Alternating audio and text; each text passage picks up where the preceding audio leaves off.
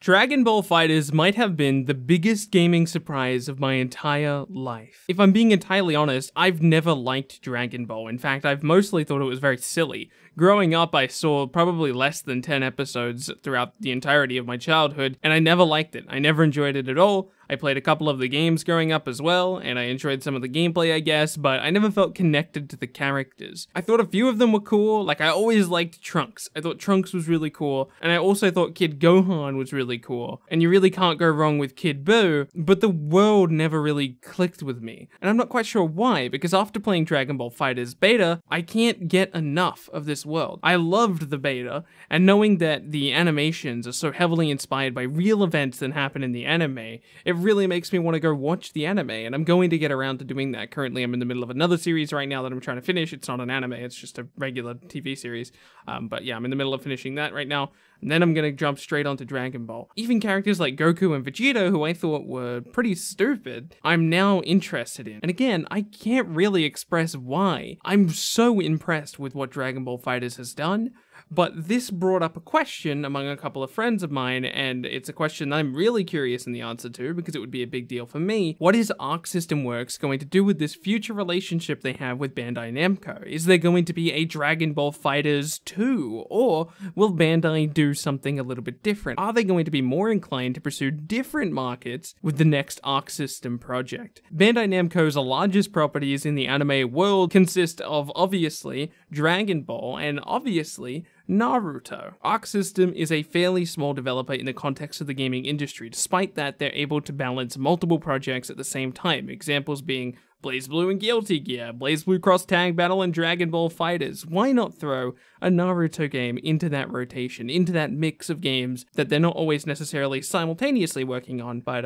there's always going to be a new Guilty Gear game, or well, until they drop it, I guess, but it seems to be that they have this kind of rotation of games that come out. It's a perfect world for fighting games as well, and so much potential for that similar style that Dragon Ball goes for, where it tries to imitate as much of the anime as possible, while also keeping a very integral part of it, which is the competitive experience. The Storm games were fantastic for video games, but they were never really fighting games in the sense that they were never competitive. The Storm games got what you wanted from them as a fan, right? You got all of your crazy moments, you got all of your team supers, you got all of that good stuff that you really want from your Naruto game. Unfortunately, though, there was never a competitive experience. There were some people in the Storm community who played it competitively, but it was never a competitive game. It just wasn't balanced that way. The game wasn't at EVO, and there was a good reason for it, even though the developers did say at one point that they would like to see it at EVO in the future. Obviously, this is never going to happen, but a new Naruto project, well, that is something that could make its way to EVO. And there's even room for different universal mechanics, but keeping the core idea of what Dragon Ball FighterZ is, but with a new anime in Naruto. For example, a Naruto fighting game could have a similar system to the vanish mechanic that's in Dragon Ball FighterZ. For people who did not play the beta, basically the way it works is you hit triangle and circle at the same time, and then you'll teleport behind your opponent, and you'll hit them. So you can react to a projectile or something, and then end up kicking the opponent. It's a pretty cool mechanic. You can have a similar mechanic like that. Instead of using that, you can have a substitution jutsu. What if it's a parry? What if it's a universal parry mechanic that you can use on Wake Up and it costs meter or something like that? Again, similar to what we have in Dragon Ball FighterZ, but different enough that it's not the same thing. You can even replace the key charging thing that they have in Dragon Ball FighterZ and have it be a chakra charge. Replace Dragon Rush with a completely different grab system, and replace Super Dash with a similar mechanic, but without the flight and the knock up off the ground thing, because, you know, people don't fly in Naruto. But really, right there, what we've done is we've changed the core mechanics, the gameplay mechanics that really make Dragon Ball FighterZ stand out, as far as from a gameplay perspective, and we've adjusted them enough that it would feel significantly different playing this Naruto game. However, you could keep a lot of what is so awesome about the Dragon Ball FighterZ game, implementing amazing moments from the Naruto world, crazy animations, beautiful animation work, and fantastic gameplay. I thought for a little bit of fun we can go over a roster just to prove how easy it would be to put together a roster. I've decided to limit myself to 31 characters, which is exactly how many characters will be in Dragon Ball FighterZ once the game is fully released and all the DLC characters are in the game. Before I get into the list though, I want to go ahead and remind you, if you're new around here, to subscribe. I do daily content, well, at least I try my absolute hardest to, and I generally achieve that, and we're currently trying to hit 15,000 subscribers, so I'd appreciate that very much. Obviously, you want Naruto, Sasuke, and Sakura, they're the main team members, duh.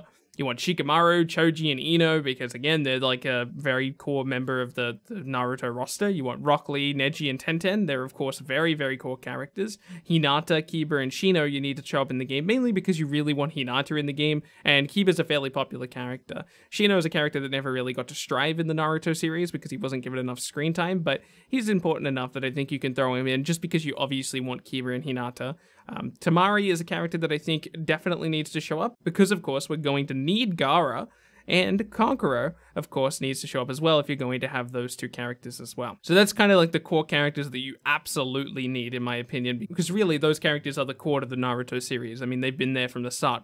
Basically, they're the main team members we got all the way back in the Chunin exam, so it makes sense that they would be in the game. Then you can move on to characters like Kakashi, Itachi, Orochimaru, Kabuto even, you got Kanomaru, Deidara, Zabuza, he can have like a Haku assist as well. You got Sai, Danzo, Yamato, Hidan, Pain, Boruto, and Sadara. My mistake, this is a future version of me editing in this part of the video. I actually forgot to finish off my last two character slots here. I'm going to use Mitsuki and Kisame. There's a few different characters which you will notice are absent from this list, and part of the problem is that you have to fit so little characters onto this roster. But there's a few people in here worth cutting. If you're going to have Kisame, Zabuza is somebody you might want to cut. You might want to cut Konohamaru, and maybe even Yamato, and maybe Hidan. But apart from that, I think the rest of this roster is pretty core, and maybe Kabuto as well. But the rest of this roster, I think, is very, very core. This would be roughly my dream roster. There's a few inconsistencies with this roster because there's a lot of things going on, right? If they were to make this game, I would imagine they would want to more or less push the Boruto side of it because Boruto is a new franchise that they're trying to work with. And from what I hear, the Boruto series is going very well, and there's a lot of interesting characters in that. So that's obviously something that if they want to pursue, they could obviously make this a very Boruto-heavy roster. And I've only got, I think, 3 Boruto characters on here. A character like Pain would be very interesting in a game like Dragon Ball FighterZ or in this theoretical game that we've constructed here because he could have like infinite amounts of assists, right? Because of the way that his kit works in the Naruto series. You've also got characters like Zabuza who could have like a Haku assist. If you want to incorporate characters like Might Guy into the game, it's probably not a good idea to make them a main character roster because Might Guy, you run into a lot of issues because you don't want Rock Lee and another guy like Rock Lee.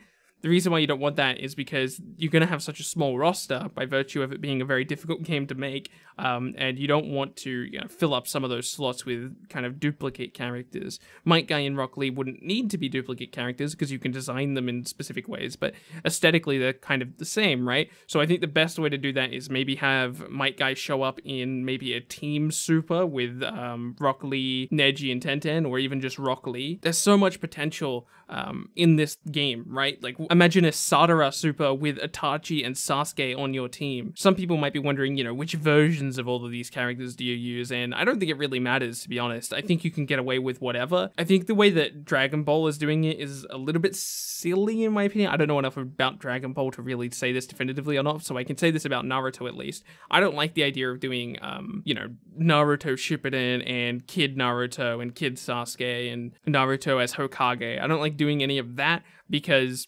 it fills up that roster with characters that aren't really necessary when we could get other characters on the roster. So filling up the roster with characters that are essentially duplicates I don't think is a good idea. If you do want to see Hokage Naruto, what you could do is you could have the base character be Hokage Naruto, which would probably end up being the case if this ended up happening, because again, they really want to push that Boruto series, because that just makes sense. So have him be the base version, and then have like a costume where he's still wearing his old attire all the way back in Shippuden, but he has all the powers of the Hokage version. You can do the same thing with Sasuke and all of these other characters that are here as well. As far as the story goes, you actually wouldn't need to get super complicated with it. You could honestly, because it's just a fighting game and the story is relatively irrelevant, it sounds like they're going all out with the Dragon Ball FighterZ story, but for a Naruto game, you could honestly just say, hey, there's a big tournament happening. And as far as the bad guys are concerned, they could just be involved in some type of side plot. At the end of the day, you can bet if this was to happen, I would absolutely play the heck out of it. For people who don't know, I'm actually a pretty massive Naruto fan.